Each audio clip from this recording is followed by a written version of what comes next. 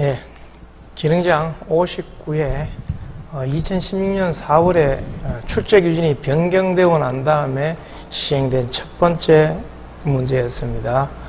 한번 보면은요, 1번 같은 경우 고압보안공사에서 경동선을 사용하는 경우에 지름 몇 밀리짜리 것을 사용해야 되는가? 경동선이라는 문구가 나오면 대부분 다 뭐 2.6 혹은 뭐 3.2, 4, 5 이런 형태로 올라가죠. 여기에서는 고압보안공사였기 때문에 얼마? 5mm 이상입니다.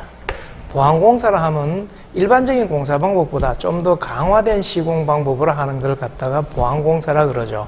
그렇기 때문에 보통 지름 5mm 이상의 경동선을 쓰고 또 목주에 대한 풍압 하중도 1.5 이상, 그리고 경관의 한도도 보통 150, 250, 600인데 100, 150, 400m 이런 형태로 써줘야 되죠. 2번에 제2종 접지공사에 사용하는 접지선을 사람이 접촉할 우려가 있는 곳에 시설한 것은 접지극을 갖다가 철주나 기타 이런 걸로부터 얼마 이상 떨어뜨려야 되는가? 모든 것은 전부 다 1m 이상 이격시켜야 된다. 그래서 이게 100cm가 되겠죠. 2번이 되고. 3번에 있는 현재 이 그림 같은 경우는 현재 전류 여기에 있는 I의 크기를 갖다가 묻는 건데, 이런 형태로 중첩의 원리에 의해서 풀어야 되는 것들은 꼭 확인해야 되는 게는 전류의 방향을 꼭 확인을 하셔야 됩니다. 그러면 전류의 방향을 보면은 현재 10V라는 게 있을 경우에는 전류가 여기서 이렇게 흐르죠. 그럼 여기는 I의 방향과 어떤 방향이에요? 서로 반대 방향이니까 마이너스가 됩니다. 그죠? 여기는 20V, 여기 플러스니까 전류가 이렇게 흘러가겠죠. 그러니까 이 I의 방향과 어떻게 돼요? 똑같이 반대 방향이 됩니다. 그래서 먼저 중첩의 원리에 의해서 V1을 기준으로 합니다. 그럼 당연히 V2는 단락을 시켜야 되겠죠. 이걸 이렇게 단락을 시킵니다. 이걸 이렇게 단락을 시키면은 10ohm과 10ohm이 어떻게 돼요? 같이 연결되어 갖고 이런 그래프를 가지게 됩니다. 회로프를 가지게 되겠죠. 그럼 이때의 전류를 I1이라 그러자. 그럼 여기에 R 10ohm, 10ohm이 직렬 연결이니까 10 플러스 10에 그때에 걸려있는 전압이 10V인데, 이때 이 전류를 갖다가 묻기 위해서 흐르는 여기에 가해지는 거와 반대 방향이니까 마이너스가 되는 겁니다. 하니까 이거 얼마? 마이너스 0.5A가 되고요. V2를 기준으로 합니다. 요거를 기준으로 하겠다 이거죠. 요거를 기준으로 하게 되니까 요걸 기준으로 하니까 얘도 단락을 시키겠죠. V1을 단락을 시키고 그때의 전류를 I2로 하자. 단락시키니까 10ohm, 10ohm 맹 직렬 연결이고, 이때 전압 20인데 방향이 이 방향이니까 여기는 이 전류 방향과 반대 방향이 되겠죠. 그럼 마이너스를 표시를 하니까 마이너스 1A가 되겠죠. 그러면은 여기에 봤을 때 얘도 이쪽 방향이고 얘도 이쪽 방향이니까 두 개가 다 합쳐져야 됩니다. 그리고 두 개를 플러스 시키니까 얼마 나온다? 마이너스 1.5A가 되겠죠. 더하게 되니까. 그래서 이름 바로 3번이 답이 되는 것이다. 마이너스 1.5A. 4번은 일반 변전소 또는 이에 준하는 곳에 주요 변압기에 시설해야 하는 계측장치. 원래 변전소에서 계측장치는 전압 및 전류 또는 전력계, 그 이외의 변압기의 기름 온도, 유온, 즉 온도 측정할 수 있는 것도 같이 있어야 되겠죠. 그래서 가장 옳은 걸 찾으니까 4번이 되겠다. 변압기 온도까지.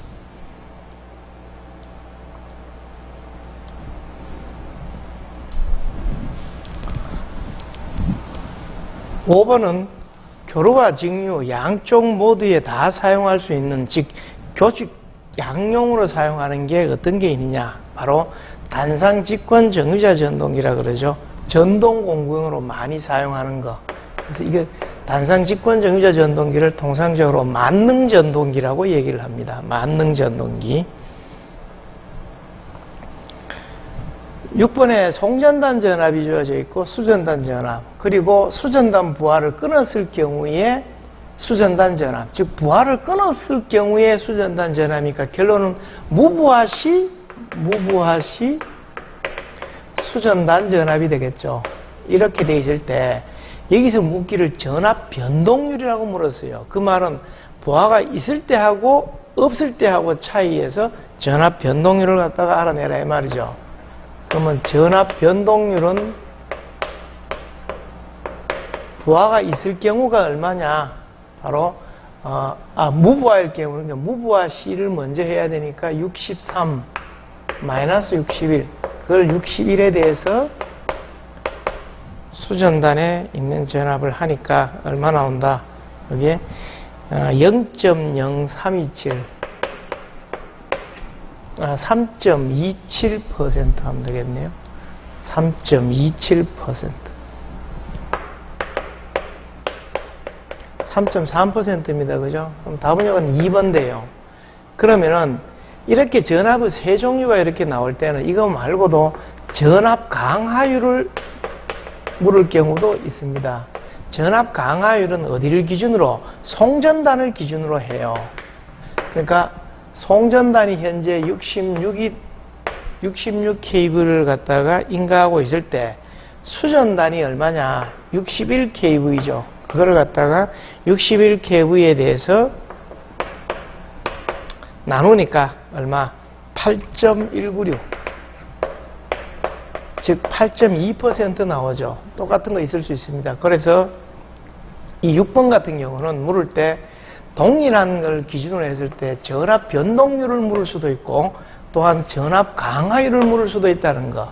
그래서 전압 강하율은 뭘 기준으로? 송전단 전압이 들어가고 그리고 전압 변동률은 무부하냐 부하냐를 기준으로 뭐 기준 자체는 둘 다 수전단을 기준으로 합니다. 이렇게 문제풀이가 된다는 거.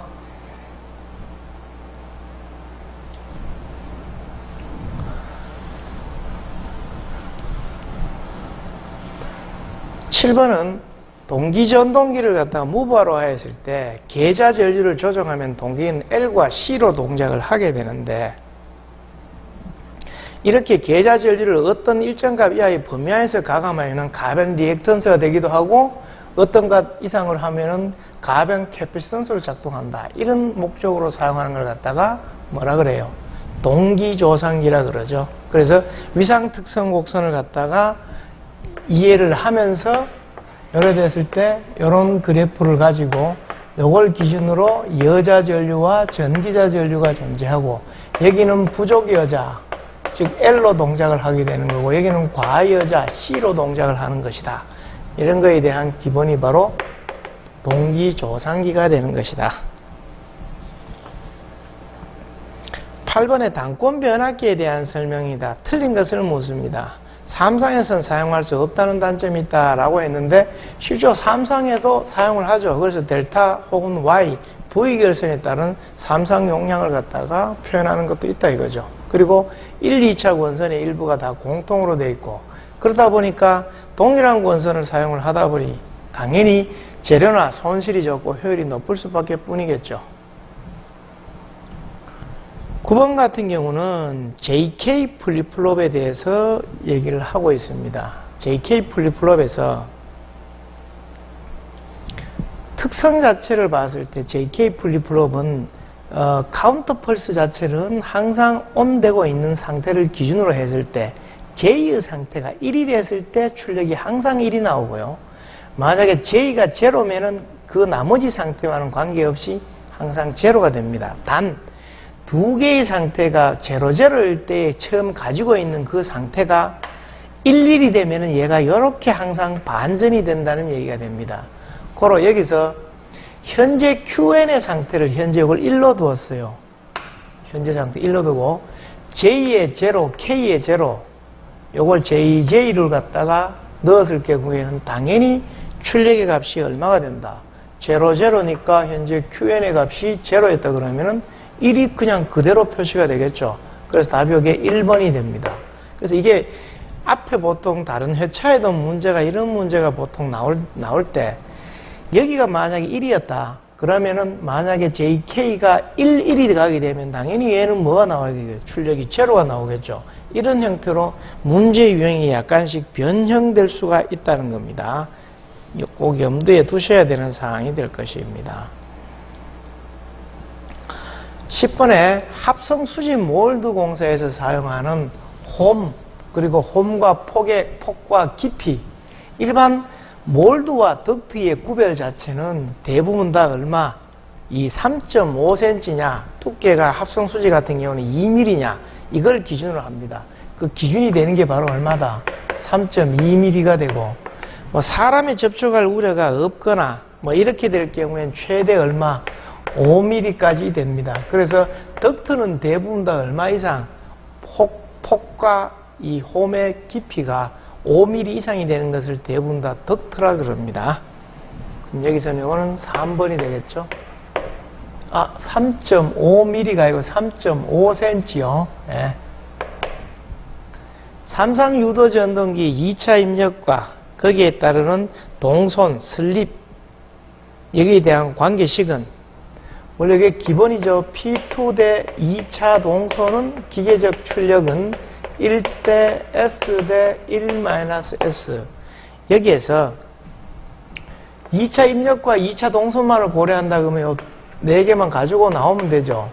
P2 대 2차 동선 1대 S 이렇게 곱하고 이렇게 곱하니까 2차 동선은 S의 P2. 그럼 여기서 슬립을 찾아라. 그럼 2차 동선분의 2차 동선 이런 형태로 표시가 되겠죠.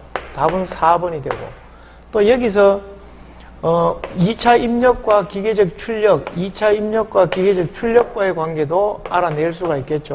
P2 대 기계적 출력은 1대 1-S 이렇게 먹고 이렇게 곱하면은 PK 기계적 출력은 1-S의 2차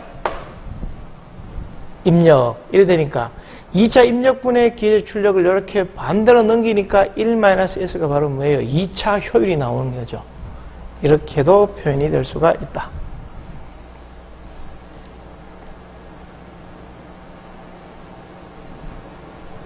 11번에 이 라플라스 변환에 대한 문제입니다.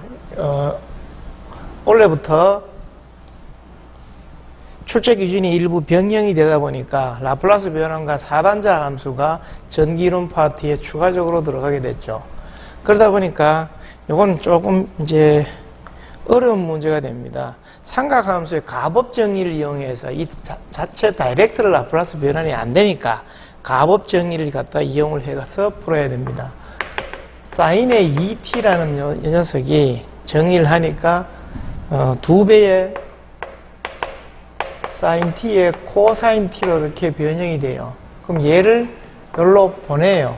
보내니까 어떻게 2분의 1의 사인 2t는 사인 t 코사인 t가 되겠죠. 그럼 요 크기는 요 크기 대신 요거를 갖다가 뭘 한다? 라플라스 변환하겠다. 이런 의미가 되겠죠. 요걸 라플라스 변환을 시키니까 어떻게 된다? 2분의 1은 그냥 두고 사인 2t에서 보통 사인 오메가 t를 라플라스 변환하게 되면은 요거는 s제곱에 t 앞에 있는 요 오메가를 제곱을 하고 분수에 오메가가 같도록 이렇게 쓰거든요. 고로 얘도 s제곱이 되고 t 앞에 있는 2의 제곱이 되면서 요거 제곱되어 있는 녀석을 분자에다 올려준다. 그럼 요거 없어지겠죠? 그래서 s제곱 플러스 4분의 1 이런 형태로 표시가 된다. 그래서 이게 2번이 되겠죠. 13번 문제도 올해부터 새로 추가되어 있는 송배전 특성에 대한 문제가 됩니다. 성간거리 D와 반지름 R인 선로에 있어서의 인덕턴스의 크기, 원래 인덕턴스의 크기는 0.05 플러스 0.4605의 로그의 R분의 D 이렇게 씁니다. 여기서 이 R은 반지름이고요. 도체의 반지름이고 D는 선간거리가 됩니다. 선간거리. 그런데 여기서 꼭 조심해야 되는 게 일반적으로 여기 있는 게 반지름이라고 이렇게 R로 이렇게 주어져 있지만 만약에 지름으로 주어져 있다든가 이렇게 되어 있을 경우에는 지름을 넣어주면서 어떻게 해야 돼요? 2로 나눠줘야 됩니다. 그러다 보니까 이 최종 값들이 약간씩 변화가 올 수가 있는 겁니다. 그래서 이거 할 때는 현재 주어져 있는 R과 D의 크기 자체를 갖다가 꼭 확인하고 문제풀이에 들어가야 되겠죠. 그러니까 이거 답은 이건 2번이 됩니다. 변압기에서 여자 전류를 갖다가 감소시키게 되면은, 감소시키려면 어떤 결과를 해야 되나? 변압기에서 가장 핵심이 바로 뭐다? 번수비죠. 번수비 A는 N2분의 N1 혹은 I1분의 I2 이렇게 씁니다. 고로 여자 전류, 다시 말하면 여자 전류 1차 전류 자체를 감소시키게 되면은, 이게 감소가 되려 그러면은 어떻게 된다? 번수 자체를 갖다가 더 증가시켜야 되겠죠. 즉, 이 크기로 봐서는 2분의 1 돼 있는 게 이거는 1분의 2였으니까 당연히 어떻게 돼요? 코일의 횟수와 전류는 서로 반비례 관계에 있기 때문에 코일 수를 갖다가 느리게 되면은 여자 전류를 갖다가 감소시킬 수가 있다. 이렇게 풀이가 됩니다. 그래서 코일의 권 횟수를 증가시킨다. 이렇게 되겠죠.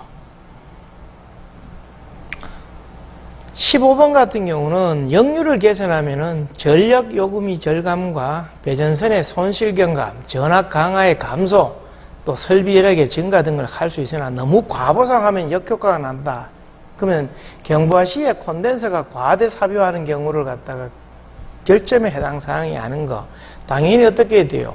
앞선 역률에 의해서 전력 손실도 일어나고, 그럼 송전 손실 증가 맞겠죠? 또한 모선 전압의 상승도 올라갈 수 있고, 또한 고저파 왜곡의 증대가 일어날 수가 있습니다.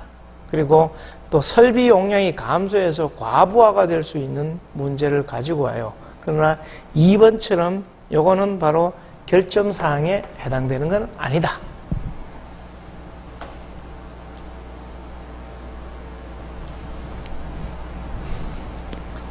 16번은 전기설비 기술 기준의 판단에 의해서 전력용 캐패시터 뱅크 용량이 15,000kVA 이상인 경우에 자동적으로 전로로부터 차단 장치를 해야 된다. 그래서 동기조상기의 특성 자체가 15,000kVA를 넘어서는 것에 대해서는 대부분 다 바로 뭐다?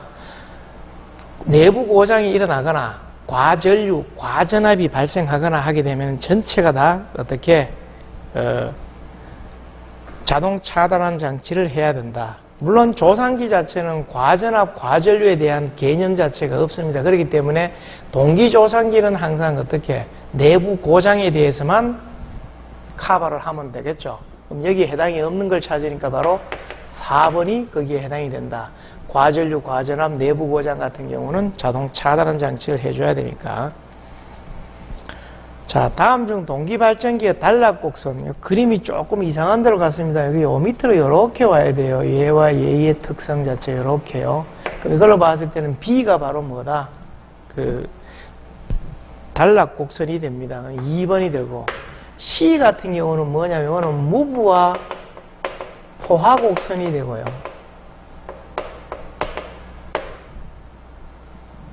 무브와 포화곡선이 되고, 여기는 이렇게 전압이 감소하는 것은 여자가 더 이상 가더라도 전압이 더 이상 증가하지 않는 결과를 가지고 오는 그래프가 될 것이고요.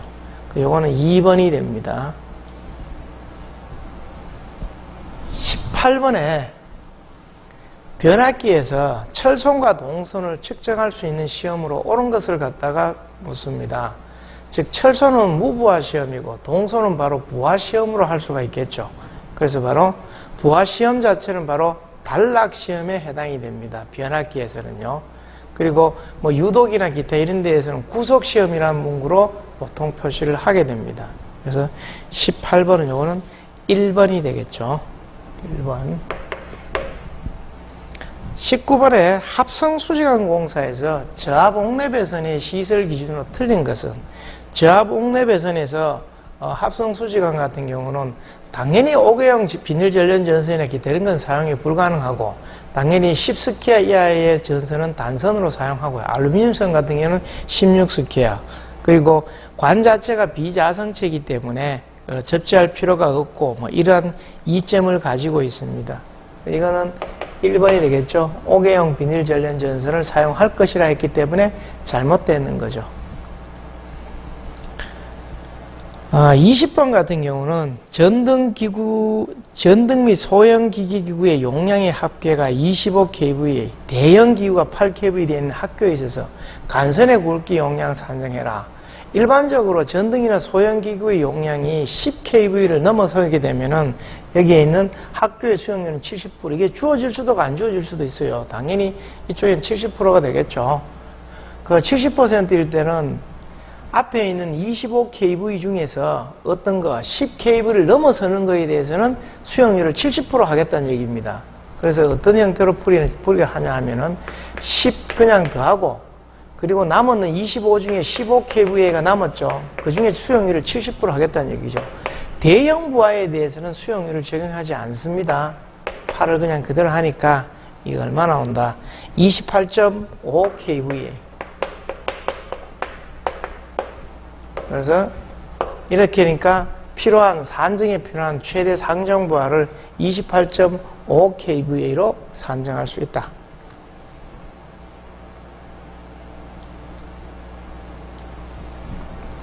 21번엔 이렇게 이제 풀업 저항을 사용하고 있는 디지털 회로가 있는데, 요거는 NOT 게이트 해야 되겠죠. 그래야 이게 난드 게이트 입력 2개를 갖다 해야 NOT 게이트 이런 형태로 표시가 되어야 됩니다. 그럼 여기 있는 이 풀업 저항은 도대체 뭘 하는 거냐? 당연히 여기 저항이 있으면은 얘가 스위치를 ON 시켰을 때, ON 시키게 되면은 전기 자체가 얘가 여기로 다 흘러가니까 제로가 되겠죠. 그럼 여기에 출력이 나오는 1이 되는 NOT 게이트가 됩니다. 그렇게 돼야 되는데, 만약 이 풀업 저항이 없이 제로가 되게 되면은 이 5V가 다이렉트로 일로 다 흘러가는 단락 사고가 일어나게 됩니다. 그래서 스위치를 ON 했을 때 회로가 뭐 어떤 현상이 생긴다? 단락되는 문제가 생긴다. 그거를 방지하기 위해서 이러한 레지스터, 저항 자체를 갖다가 달아놓는 것이다. 연결해 두는 것이다. 라고 보시면 되고요. 22번에 직렬형 인버터에 LC 이렇게 출력 주파수 1Hz가 되어 있고 거의 정연파 출력 파형이 나오는데 이때 부하 저항 R 값은 무수입니다. 즉 이렇게 정연파 출력이 나오는 것 자체가 바로 뭐다? 공진 주파수다 이거죠. 그러면 공진 주파수 RLC에 의한 공진 주파수 구하는 식이 뭘 의미하냐면은 FR은 2파이분의 1의 루트 LC분의 1 마이너스 2L분의 R의 제곱 이렇게 쓰죠. 그럼 여기 있는 2파이를 반대쪽으로 넘기면서 2파이에 FR 했는 거를 제곱 루트 뗍니다. LC분의 1에 요거를 이제 풀어내면은 4L 제곱에 R 제곱 되겠죠. 그럼 여기서 뭘 구하겠다? R 자체를 구하겠다 이 뜻이 되겠죠. 그러면은 여기에 있는 녀석을 서로 위치를 바꿔요. 바꾸고 난 다음에 R에 대해서 풀면은 LC분의 1에 마이너스 2파이 FR 제곱했는 거를 아니 이렇게 풀면은 안 되죠. R에 대해서 푸니까 반대쪽으로 갖는 거를 갖다가 나눠줘야 되니까요. 여기서 제곱을 떼버리고 LC분의 1 마이너스 2파이 F의 제곱 여기다가 이제 크기를 넣으면 되겠죠. 1mm 하려니까 10의 마이너스 3승에 L도 10의 마이너스 3승 콘덴서가 8 마이크로페럿 마이너스 2파이의 주파수가 1kHz죠.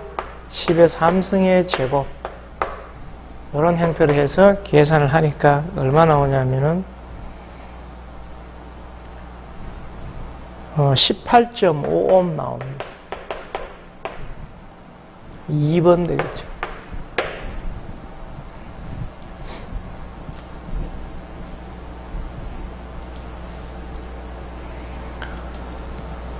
어, 23번 같은 경우는 특히 반가상기나 뭐 이런 것들을 상당히 자주 나오는 축에 들어가죠. AND 게이트 한 개와 베타적 OR 게이트 한 개로 구성하는 걸 갖다가 바로 half adder 해가지고 반가상기입니다. 반가상기. 여기에 있는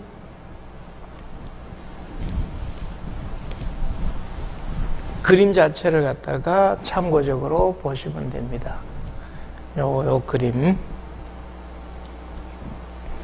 그리고 앞 회차에서도 출제가 됐는 건데 삼상 전류원 인버터, 전류원 인버터니까 전류 자체가 바로 구형파가 되겠죠. 그래서 출력 전류로 표시하는 것이다.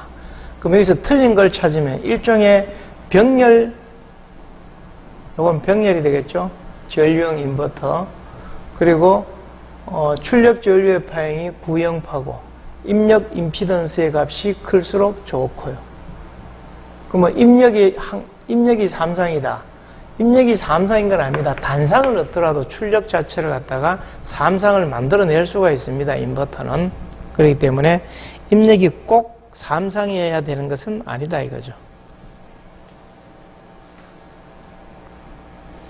영상별류기 GCT를 사용하는 계전기 문수입니다. 여기서 OCR 같은 경우는 바로 과전류 계전기, SGR 같은 경우는 선택지락 계전기, UVR은 부적전압 계전기, DFR 같은 경우는 차동 계전기 혹은 뭐 비율 차동 계전기라고 하죠.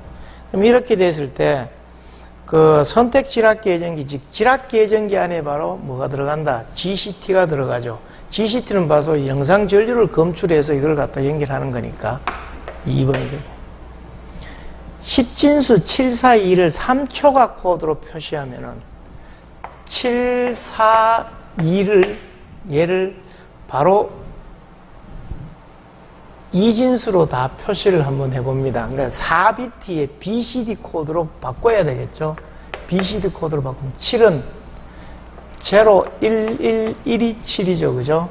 8, 4, 2, 1이니까 한 개 한 개 있을 때가 4니까 0, 1, 0, 0가 나오고 2는 0, 0, 1, 0가 여기 2가 되죠. 그럼 여기서 3초간은 여기다가 무조건 뭘 더한다? 1, 1을 무조건 더하면 돼요. 이것도. 이렇게. 그럼 여기 더하니까 0 나오고 1이 올라가니까 1이 남고 이것도 1 올라가니까 0 되고 1 나오고 여기는 1, 1, 1, 0 요거는 1, 0고 1 올라가니까 1, 0 여기 됐죠. 이게 바로 3초갑니다. 1, 0, 1, 0, 0, 1, 1, 1, 0, 1, 0, 1 되는 거. 답을 찾으니까 이거는 1번이 되겠네요. 그죠? 1번.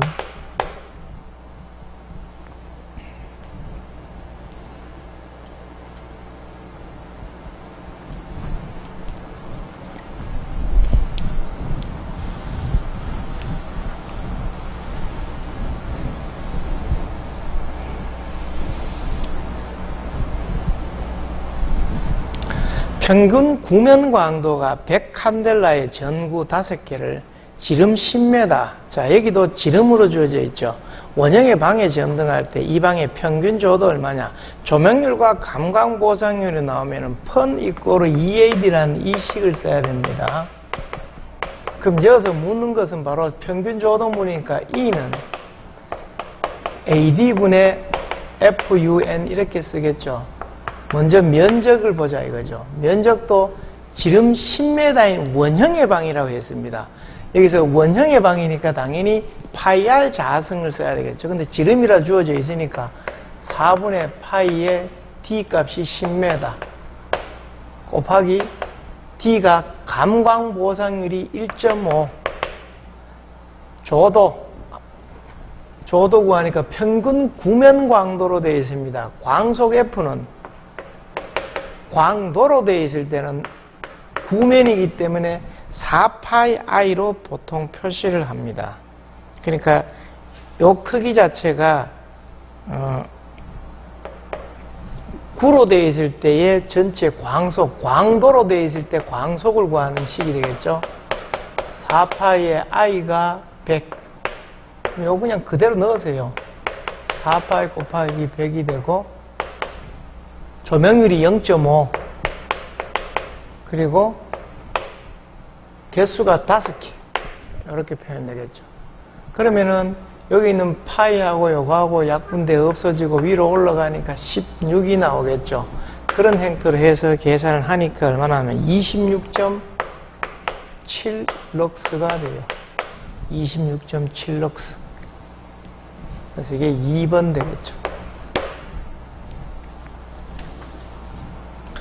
직류기에서 전기자 반작용을 방지하기 위한 보상구 원선의 전류 방향은 원래 전기자 반작용을 보상하기 위해 보상구 원선의 전류 방향은 설치 자체는 계자극에 홈을 파서 하되 단 전류의 방향은 전기자 전류의 반대 방향이 됩니다. 그래서 4번처럼 전기자 전류의 방향과 반대 방향으로 어디다가 계자극에 설치한다.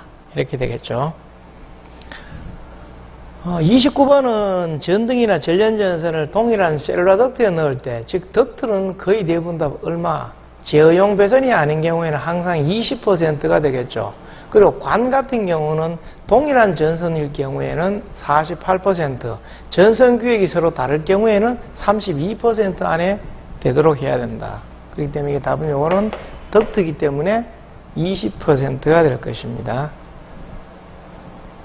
30번은 병렬 운전 중인 A, B 두 동기 발전기에서 A 발전기의 여자를 B보다 강하게 한다. 그럼 어떻게 되냐?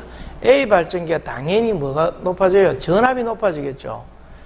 여자를 A 발전기를 강하게 하게 되면 당연히 기전력이 높아집니다. 기전력이 높아지니까 당연히 부하 분담을 많이 하죠. 부하 분담을 많이 하니까 어떤 전류? 이 늦는 전류, 지상 전류가 흐르게 될 수밖에 뿐입니다. 그래서 무효 순환 전류가 흐른다. 이게 바로 90도 뒤진 전류가 된다. 지상분 무효 순환 전류가 되죠. 2번. 코로나 방지 대책으로 적절한 거, 적당하지 않는 것을 묻죠. 가선 근고를 개량한다든가 굵은 전선을 사용한다. 그럼 굵은 전선이 어떤 거 있느냐? 여기서처럼 복도체 방식도 되고 또한 ACSR을 사용한다든가 그리고 중공연선 이런 거 전부 다 복도체 방식에 해당이 됩니다. 즉 전선 지름이 외경을 크게 하는 방법이죠. 그리고 선간 거리를 증가시킨다는 해당이 안 되겠죠. 그래서 3번이 선간 거리를 증가시킨다는 코로나 방지 대책으로 들어가지 않는다. 가선 근거 복도체 전선의 외경을 크게 한다. 이런 건 전부 다 코로나 방지 대책에 해당이 되고요. 32번 같은 경우는 30V 포메다의 전개 내에 50V의 점에서 1쿠릉의 전하를 전개 방향으로 70cm 이동한 경우에 그 점의 전위는 어떻게 되느냐? 즉 VBA는 VB-VA에 해당되는 녀석을 하자. 마이너스 인테그랄 E의 DL이라고 하면 되겠죠. 이게 이제 바로 전위차 구하는 기본 공식이 됩니다. 여기에서 크기가 얼마? 0에서 70cm 이동해야 되니까 0.7이 되겠죠.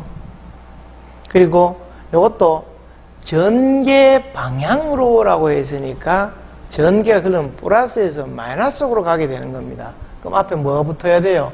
마이너스 0.7이 이렇게 올라가는 겁니다. 이의 값이 얼마냐? 30이고 DL 이래 되니까 요거는 30에 L 값이 되고 요때 요거 마이너스가 있으니까 요 앞에 요 마이너스가 빠졌네. 마이너스가 있으니까 0이고 이게 마이너스 0.7 이렇게 써줘야 되겠죠. 그래갖고 0.7 넣으면 0 넣으면 0고 0.7 넣으니까 얼마 나온다? 마이너스 21V가 나오는 겁니다. 이래 나오니까 얼마? 현재 VB의 전위는 원래는 요 식에서처럼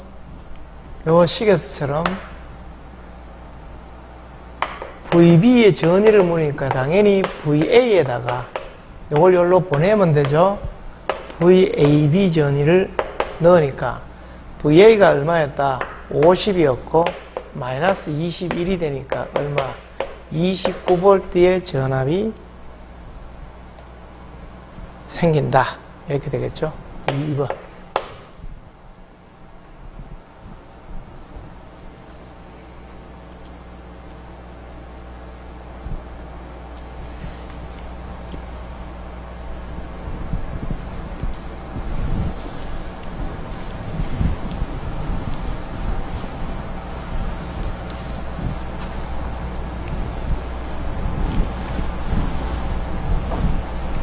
(33번은) 60Hz 20극 11,400W 11.4kg죠.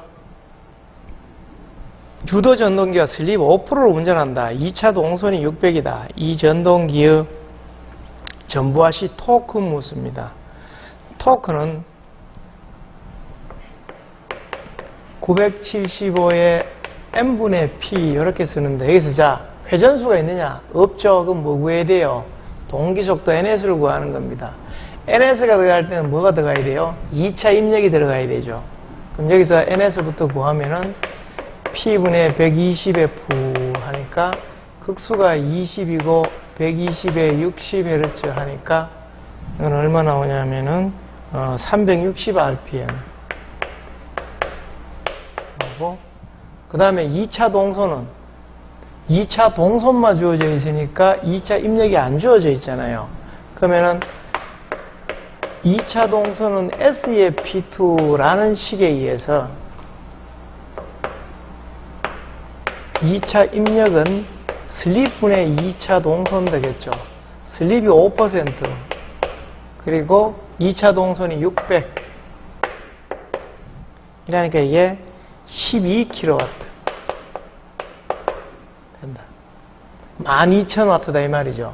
그럼 여기에 있는 이거는 뭐냐? 11,400원 바로 기계적 출력 혹은 유효 출력 P0의 값을 의미하는 겁니다. 그렇기 때문에 여기에 있는 요 값이 들어가야 된다. 975에 동기속도 360에 12kW. 이게 975 썼을 땐 요 값을 kW를 그냥 넣으면 되죠. 이렇게 하니까 토크의 값이 어떻게 32.5가 나와요. 32.5. 답이 그래서 1번 돼요. 그러면은 여기에 꼭 이거 12kg 안 넣고 그냥 저기에 있는 거 11.4 넣으면 어떻게 되느냐? 요 값과 딱 맞게 안 떨어질 겁니다. 그래서 정 안 되면 이거 2차 입력 안 구하고 그냥 기계적 출력 넣어도 거의 답과 유사한 값으로 나올 것이다. 34번은 용량이 같은 두 개의 콘덴서를 병렬로 접속하면은 직렬로 접속할 때보다 어떻게 되는가? 그럼 먼저 병렬 접속하게 되면 어떻게 돼요? 병렬 접속하게 되면 용량이 같으니까 2C 값이 나오겠죠. 직렬에 하게 되면은 C라 그러면 이건 2분의 1C가 되겠죠. 이랬을 때 뭘 기준으로?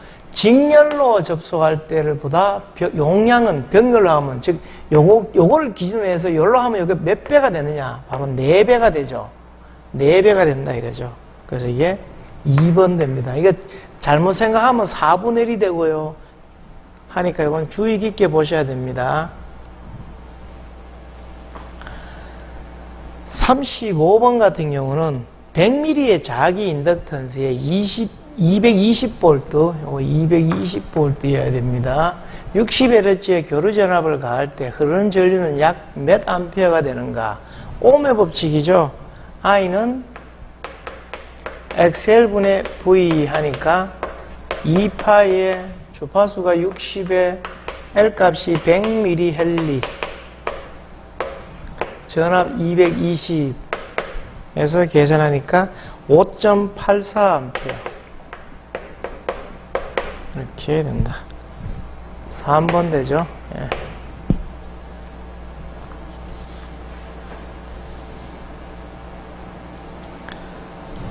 (36번에) 그림과 같은 이런 회로 자체는 X, Y, W 해가지고 전체 회로 자체를 뭘로 이진수위를 갖다가 들어가는 입력이 같은지 다른지를 갖다가 뭐 하는 거다. 대소 혹은 같은지 다른지 뭐 이런 걸 갖다가 비교하는 회로다. 그걸 갖다가 비교 회로라 그럽니다. 1번.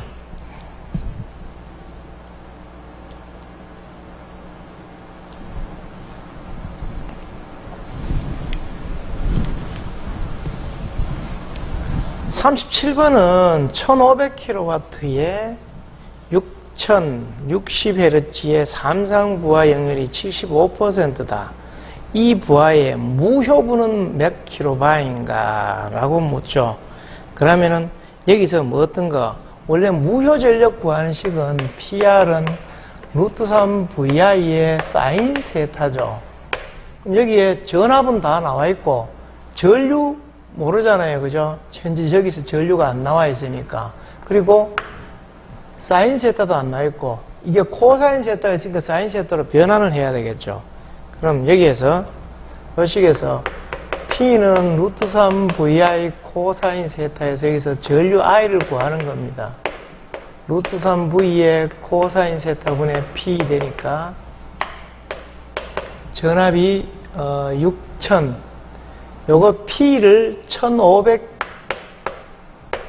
kV 킬로와트로 그냥 그대로 넣으면은 요건 6 넣어주면 되죠. 킬로와트 kV 에다가 역률 0.75 하니까 전류값이 얼마 나오냐 하면은 192.45 나와요.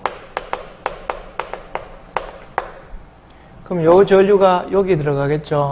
그러니까 루트 3의 전압은 6000 똑같고 그리고 192.45에다가 사인 세타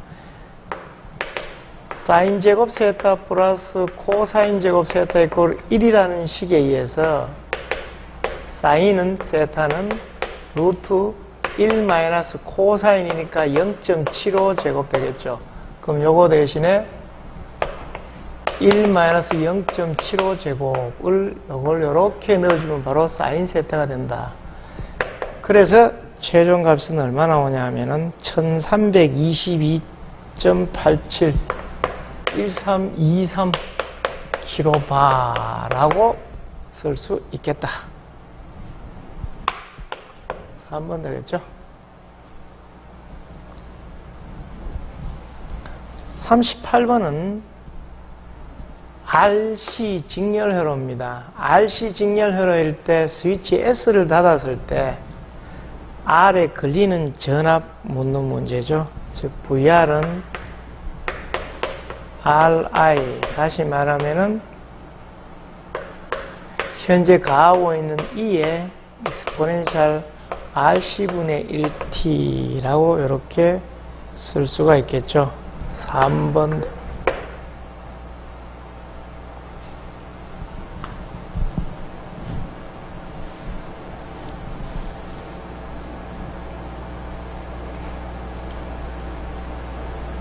39번은 이 형태로 출제되는 것들은 VT 나오면 노알회로라고 알아두시면 되겠죠. 그래서 이거는 2번이 되고요. 노알회로. 40번 같은 경우 직류발전기의 극수가 10이고 전기자 도체수 단중 팍관일 때 기전력 묻는 문제입니다. 그래서 기전력은 E는 60A의 PZ 파이 N이라는 요식을 쓰면 되죠. 60의 팍권이니까 2가 되고 극수가 10이고 전기자 도체수 500 자속 파이 0.01 RPM 600 RPM 그러니까 250V 나옵니다.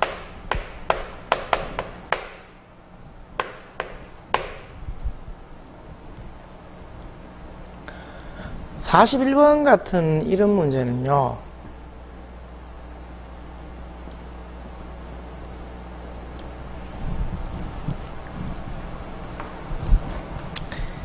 여기에 이거 플러스죠.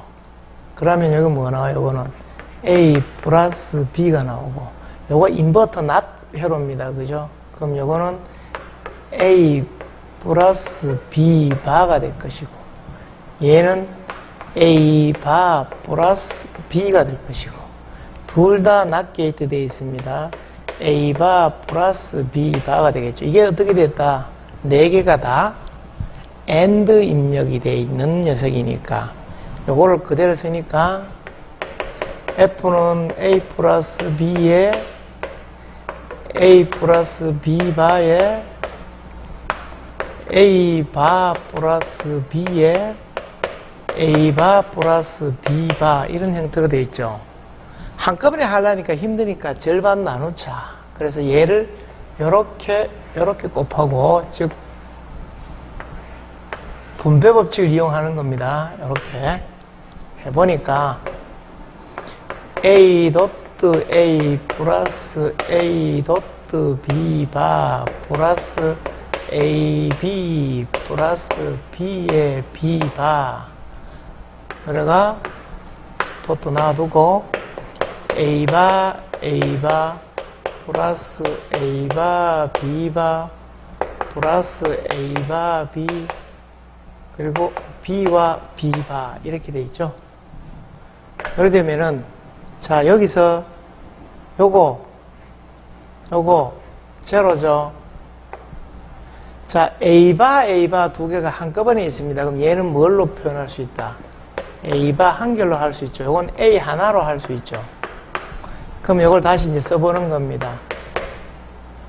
A 플러스 AB바 플러스 AB 도트에 A바 플러스 A바 B바 플러스 A바 B 이렇게 돼 있죠. 그럼 여기서 공통인 녀석들 A입니다. 그죠? A로 묶어내요. 1 플러스 B바 플러스 B 도트에 여기다가 A바로 또 묶어냅니다. 그러면은 1 플러스 B바 플러스 B 이렇게 나오죠. OR 회로에서 1이 있으면 이 전체가 뭐가 돼요? 괄호 안에 있는 게 다 1이 돼버리죠. 1. 그럼 남았는 거 뭐예요? A 도트 1. 그러니까 A죠. A에 A바. 결론은 뭐예요? 제로입니다. 제로. 그죠? 이렇게 표현할 수가 있다. 답은 요건 그래서 1번 됩니다.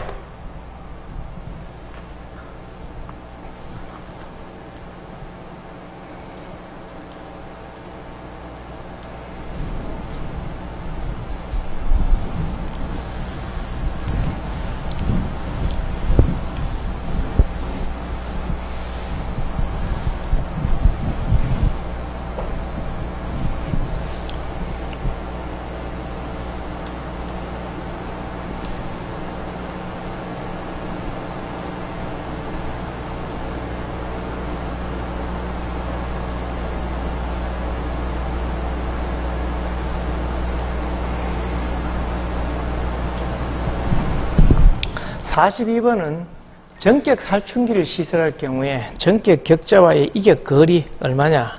원래 이격거리 통상적으로 물을 때는 거의 높이만 가지고 물었는데 그 전격 격자와 이격거리는 전부 다 식물과 이격거리는 기본 30cm 이상 떨어뜨려야 됩니다. 3번이고 높이는 통상적으로 얼마예요? 3.5m죠. 그러나 7kV 이하는 얼마까지? 1.8m까지 가능하다. 이것도 같이 알아두어야 되는 사항입니다.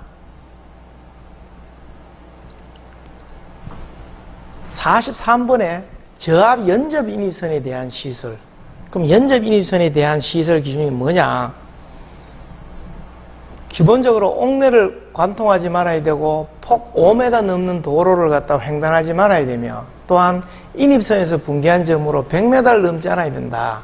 이거를 찾아야 되겠죠. 그러면은 1번 옥내 통과해서 시설이 잘못됐고 2번은 4m 초과하는 도로였으니까 이것도 또 잘못됐죠. 지름 1.5, 이러한 1.5 스퀘어짜리 경동선은 최하 2mm, 2.6mm짜리 씁니다. 이건 해당 사항 없겠죠. 해당되는 건 바로 4번이 되는 것이다.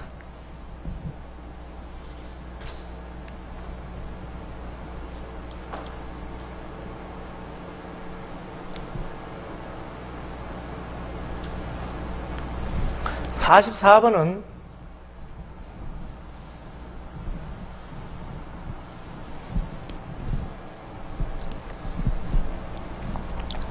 소맥분이나 전분 이러한 가연성 분진이 존재하는 곳에 저하복내 배선 방법에 적합하지 않는 거. 가장 많이 쓰는 건 뭐예요? 금속관하고 케이블은 모든 공사 방법에 다 쓰입니다. 그리고 폭발성이나 폭연성 이런 걸 빼놔놓고는 대부분 다 합성 수지관도 다 사용할 수 있습니다. 고로 적당하지 않은 것은 바로 가요전선관이 되고요. 45번 같은 경우에 삼상 3선식 선로입니다. 그렇게 되면은 여기서 이 전압 강화에 대한 사항이 나와야 되겠죠. 즉 송전단 전압 VS는 VR이라는 수전단 전압에다가 전압 강화 성분이 되는 거죠. 그럼 VR 플러스 E는 어떤 거? 루트 3I의 R 코사인 세타 플러스 X 사인 세타 이런 형태로 풀이를 할 수가 있겠죠. 그러다 보니까 이게 뭐가 필요해요? 전류값이 있어야 돼요. 전류값. 여기 전류값 없으니까 어떻게? P 고로 루트 3 VI라는 식에 의해서 전류값을 구하는 겁니다. 루트 3V분의 P 되니까 전압이 6600이죠. 그때 600kVA이고 루트 3 곱하기 6.6 하니까 요 값이 얼마 나오냐면은 52.5A 나와요. 고로 최초의 수전단 전압이 얼마다?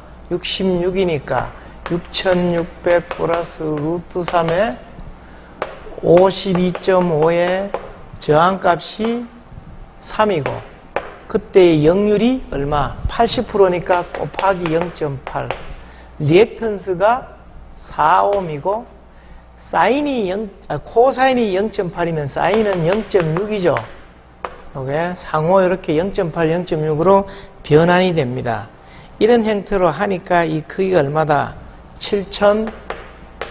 7036V가 나오는 것이다. 그래서 이게 3번이 되겠죠. 3번.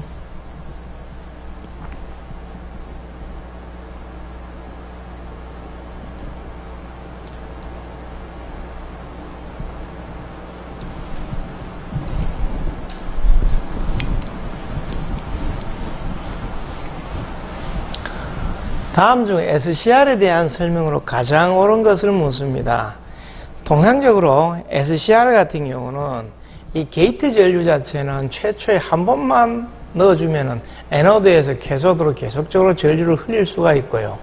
그리고 그 게이트 전류로 에너드 전류를 연속적으로 제어한다라는 얘기고 하는 게 아니고 한 번만 연속이 안 돼요. 오직 한 번만 되는 것이고 그래서 잘못된 거죠. 쌍방향성 사이리스트냐? 아니다 이거죠. 단방향밖에 안 되죠. 그리고 그래서 SCR의 심벌은 이런 형태로 그림을 그립니다. 그죠? 이렇게 에노드, 캐소드, 게이트, 에노드 A 이렇게요. 그래서 게이트 전류를 차단하면 에노드 전류가 차단되느냐? 아니다 이거죠. 에노드 전류 여기서 이렇게 흘러가는 전류를 차단시키려고 그러면은 에노드의 전류를 제로로 하거나 아니면 극성을 반대로 하거나 해야 된다. 그래서 바로 4번이 맞는 답이 되는 것이다.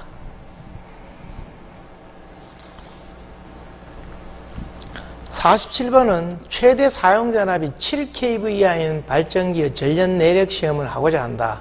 7kV 이하입니다. 그러면 통상적으로 얼마?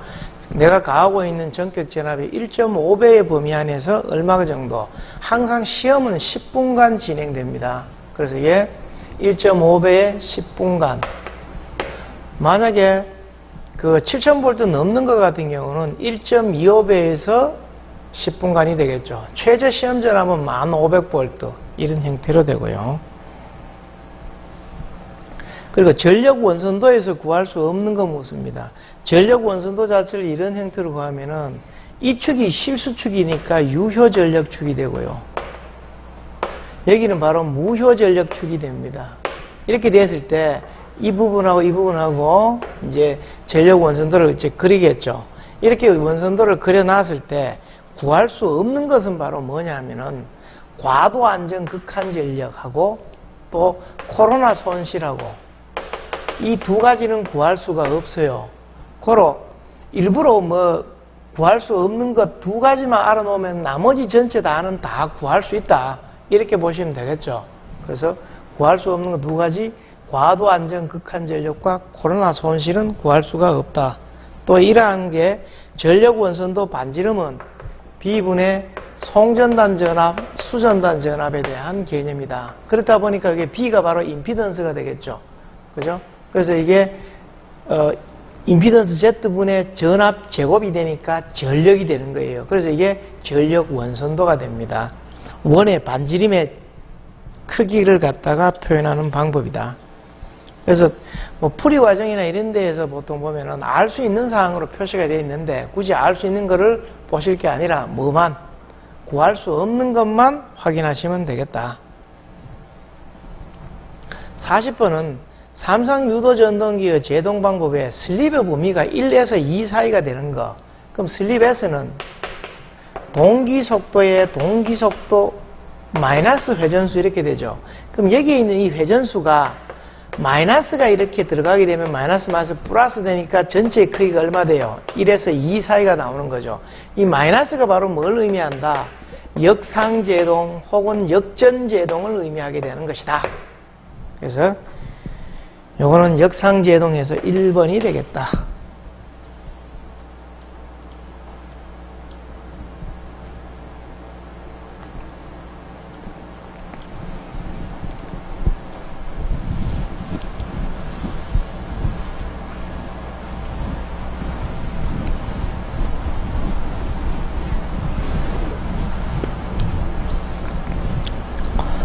50번에 방향계전기에 대한 기능으로 표시한 게 뭐냐? 바로 4번이죠.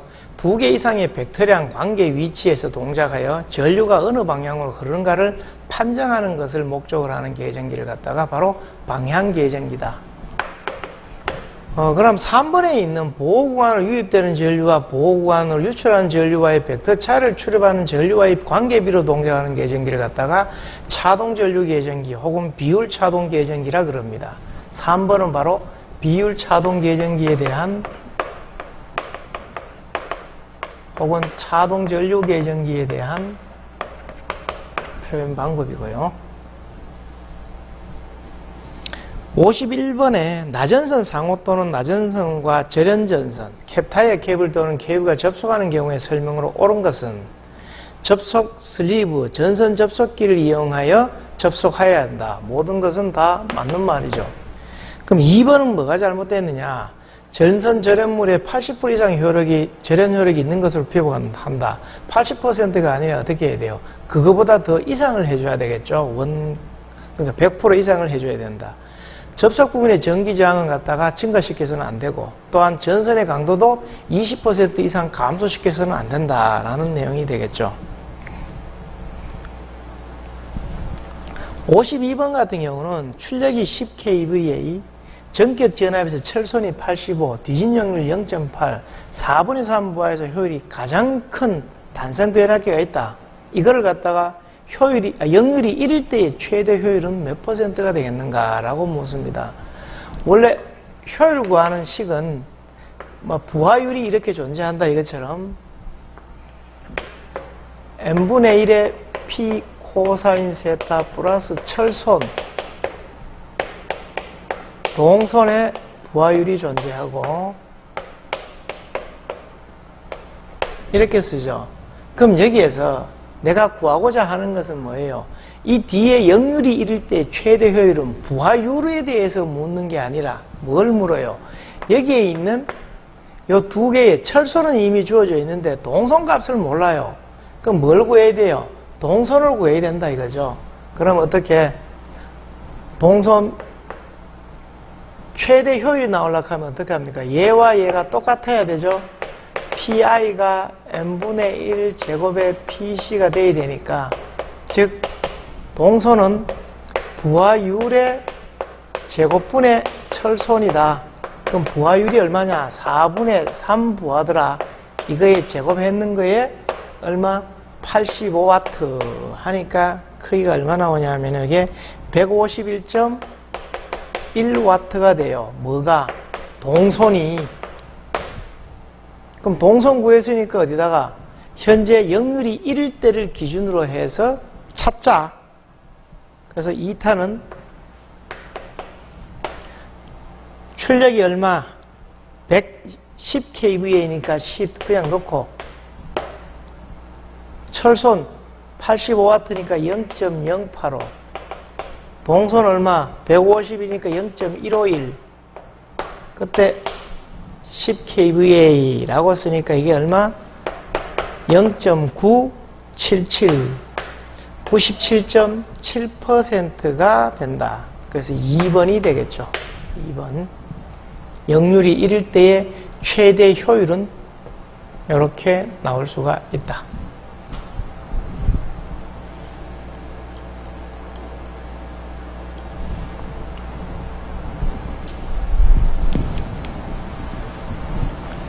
(53번) 같은 경우는 총 설비 용량이 주어져 있고 수용률과 부하율이 있죠. 그래서 수용률과 부하율은 항상 용량에 대해서 곱하면은 돼요. 그래서 그때 그 값을 바로 평균 전력이라고 얘기를 할 수가 있겠죠. 그래서 평균 전력은 총 설비 용량 곱하기 수용률 곱하기 부하율이다. 그래서 평균 전력은 80kW에 0.6 곱하기 0.75 했는 값이 바로 평균 전력의 값이다. 얼마 나오느냐? 36kW가 되겠죠. 1번 되고.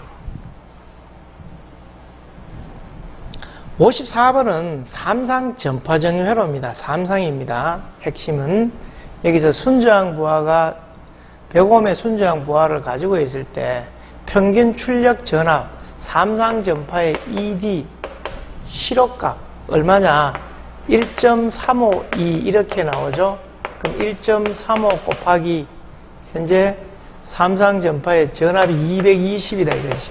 220 하니까 이 값이 297V가 되고요. 그럼 이 출력 전압 구했죠. 그러면 답은 어쨌든 2번이에요. 그죠? 다음에 출력 전류는 어떻게 되느냐? ID 값은 현재 저항을 거쳐야 되니까 ED 이렇게 쓰겠죠. 저항이 100ohm이고 이게 297 하니까 2.97A 이렇게 표현이 된다.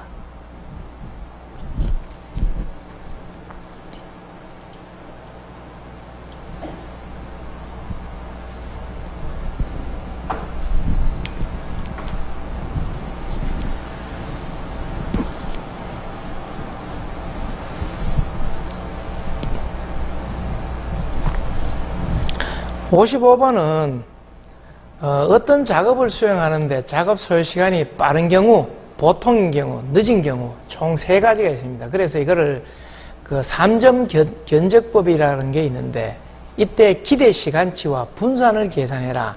그럼 기대 시간치 TE는 빠른 경우, 보통인 경우, 늦은 경우에 대해서 A 플러스 4M 플러스 B 이런 형태로 하고요. 그러니까 총 6번에 대해서 고려를 한다 이 말이죠.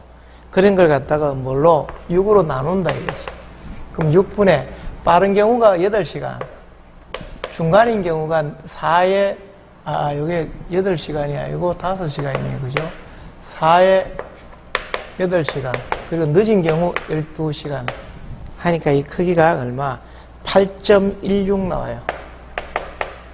그럼 8.16시간이 바로 기대 시간치가 되는 거고, 그때 분산은 시그마 제곱은 항상 뭘로 나눠요? 6으로 나눠요. 3점 견적법은.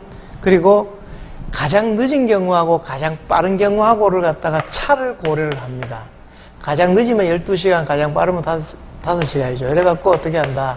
제곱을 취해주게 됩니다. 시그마 제곱이니까. 그러니까 이게 1.36. 분산이 1.36이 나온다. 그로 답이 2번이 되겠죠.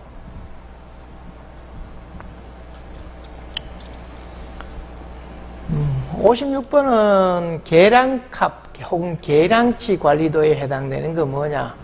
계량치니까 뭐 Xbar이나 X, XR 관리도가 되겠죠. 그럼 여기서는 3번 R 관리도를 갖다가 하든지 해야 되겠다. 그죠? 여기서는 3번이 될 것이고, 1번에 있는 C나 U, MP 관리도는 전부 다 계수치 관리도가 됩니다. 계수치 관리도.